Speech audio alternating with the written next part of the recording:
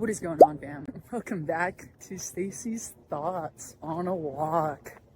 Today I want to talk about how to plan for 2025, how to plan for a new year.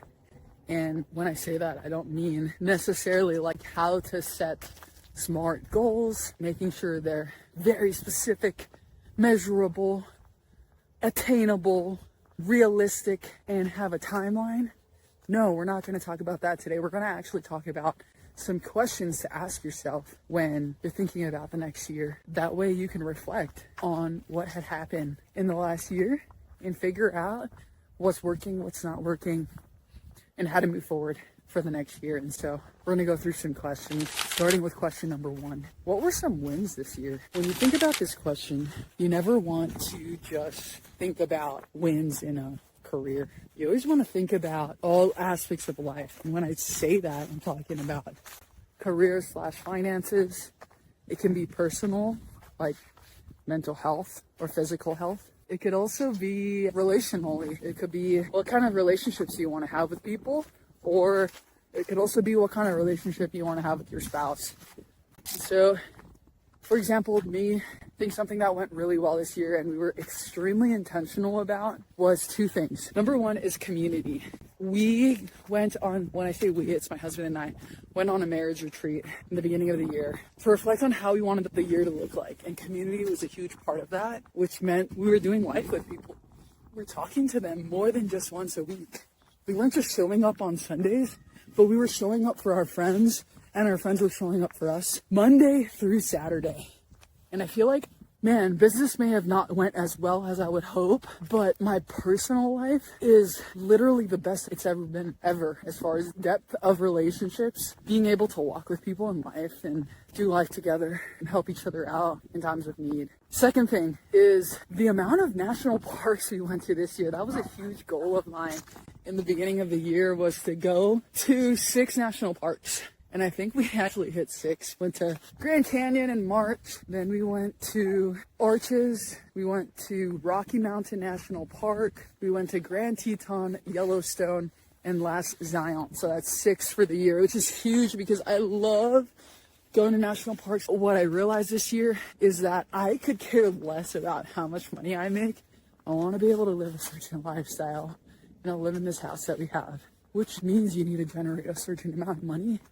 But I could care less if I'm out here making multi-millions of dollars if I don't have the freedom to be able to go to national parks. So that's going to be a huge thing for me next year. So first thing was what went well this year, or another way to phrase that is, what are your wins? Now, the second thing is figuring out what you need to let go of. What habits are not serving you anymore? So reflecting on this for myself, I have a couple things.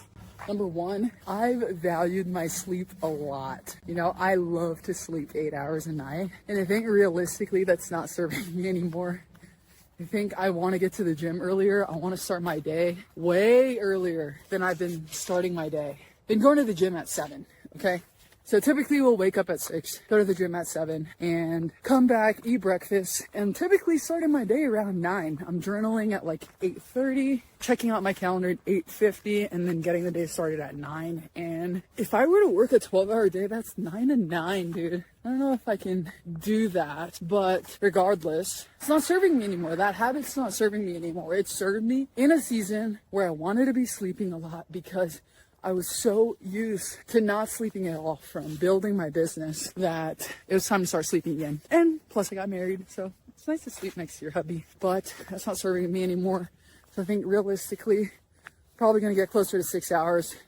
That way I can get an extra 2 hours of my day back. And I want to be able to read more books. I think I read some books this year, but not as much as I'd like to. The second thing that's not serving me anymore is flipping. But here's the thing, is flipping houses has served me in the past. And it's okay to change. It's okay. I think one thing I was really afraid of is not being seen as consistent. But the truth is that needs change. People change. Life changes. Market changes. The only thing in life that is constant is change. And so I have to be okay with sharing with you guys the truth and the raw, because the matter of the fact is that flipping is not serving me anymore. It gave me the freedom and the confidence to be able to quit my engineering job and go full-time into real estate, which I still believe that real estate is the number one way to build wealth. There's no doubt about that. And I'm not quitting real estate. I'm just switching strategies. And right now, I'm going to use my strengths to help business owners streamline their processes and provide virtual assistant work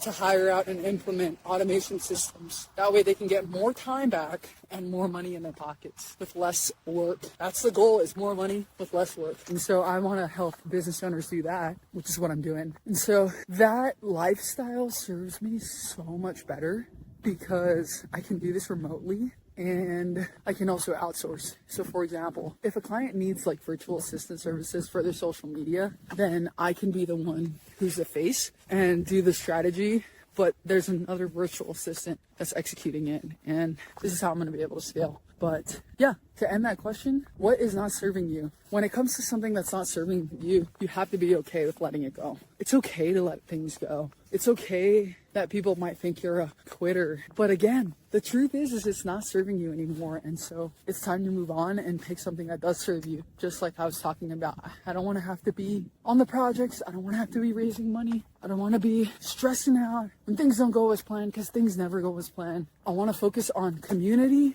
I want to focus on my marriage. I want to focus on myself, going to therapy, doing some discovery work. And I want to focus on generating money to eventually buy an RV park. And so this is something that I've been stirring up lately, is really setting a foundation where I just build chunks of cash through this remote work, not job, and use that money to buy an RV park within 1 hour of Zion. Seller finance, putting it out into the universe so that it shall float.